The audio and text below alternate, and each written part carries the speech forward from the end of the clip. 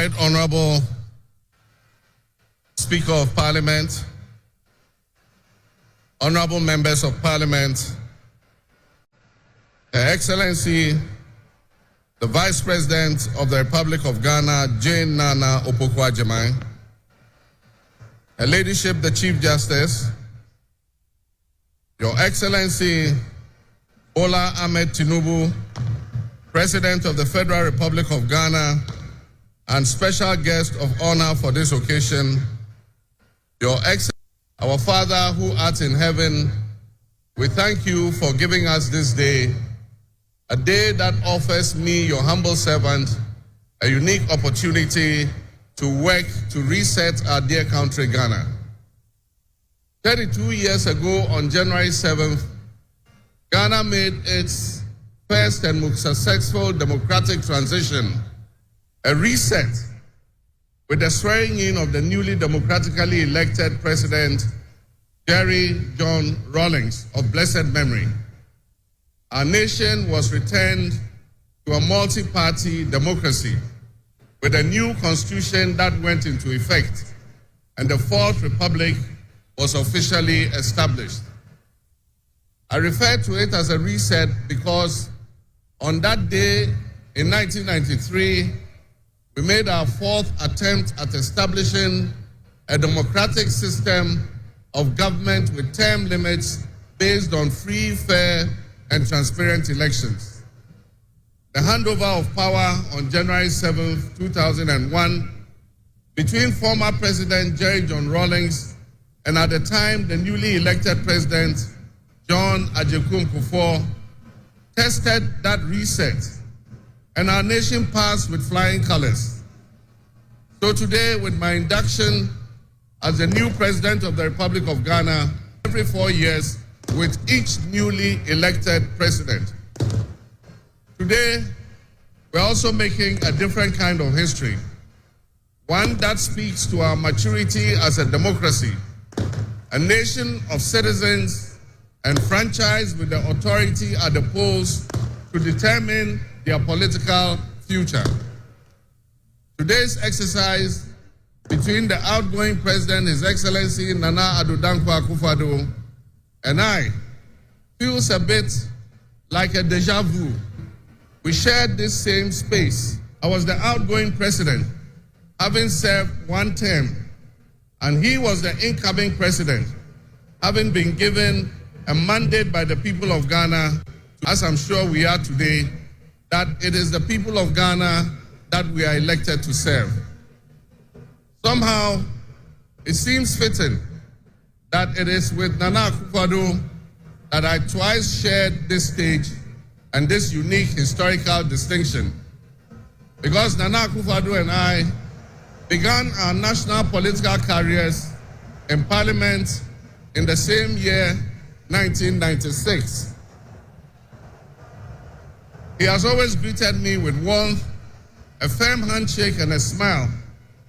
And he is perhaps the only person in my life who has persistently chosen to call me Johnny. While we belong to opposing political parties, we shared a sense of mutual respect.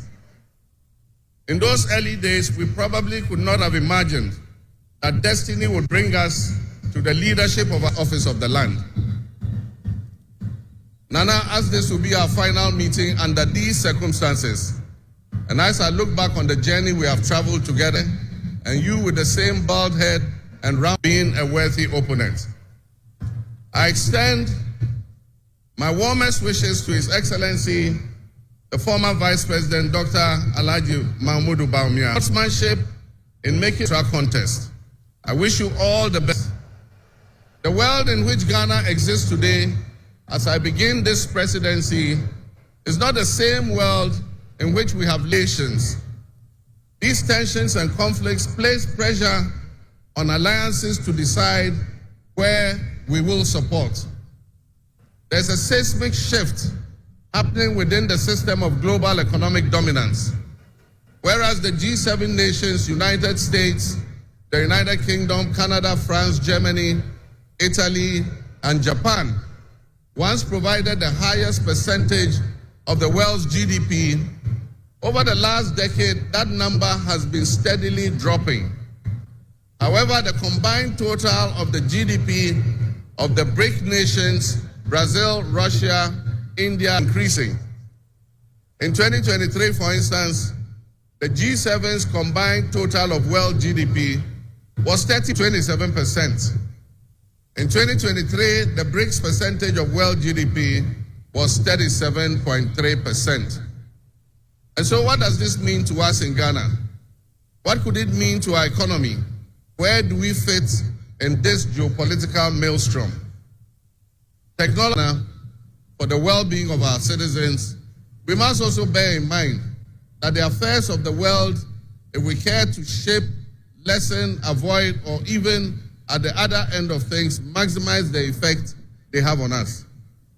My brothers and sisters, barely a month ago, we held historic elections that have caused dramatic shifts in our political landscape.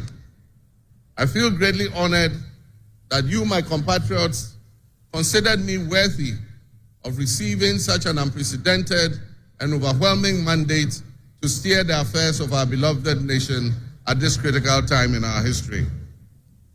The magnitude of this victory in the presidential elections and the gains that were made by my party, the National Democratic Congress, in the parliamentary elections naturally and justifiably resulted in great joy and celebration across our country, Ghana. But celebrations, no matter how justified and how well earned, must be supplanted by discernment, sobriety, and deeper insights into why we received this kind of mandate in the first place. By voting as you did on December 7th, the Ghanaian people conveyed a powerful message, yet often overlooked by us politicians.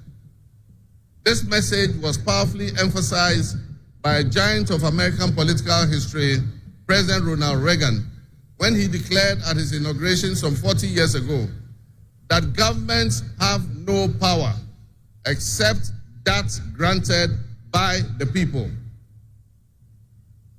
While Ghanaians take great pride in our thriving democracy, they are deeply dissatisfied with the quality of governance over the years and have openly voiced that dissatisfaction through the decisive actions that they undertake at the elections. Our people also understand that democracy is not just a token. They expect that if democracy is celebrated as a superior means of governance, then its outcomes must be more tangible and benefit them in their individual lives. Any honest introspection and reflection on the partaking in this democratic dividend, where people buffeted by severe economic crisis and hardships, and in the last few years, we have lurched from crisis to crisis. But there is hope on the horizon. Today should mark the beginning of a new opportunity to set our dear nation, Ghana.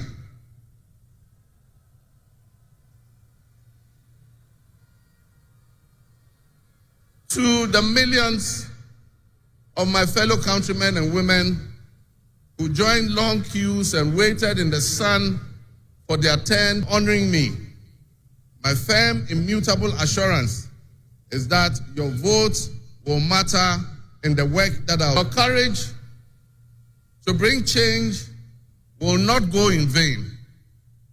Our nation was born in the past, but I urge you, my fellow countrymen, not to be sucked into a state of perpetual pessimism.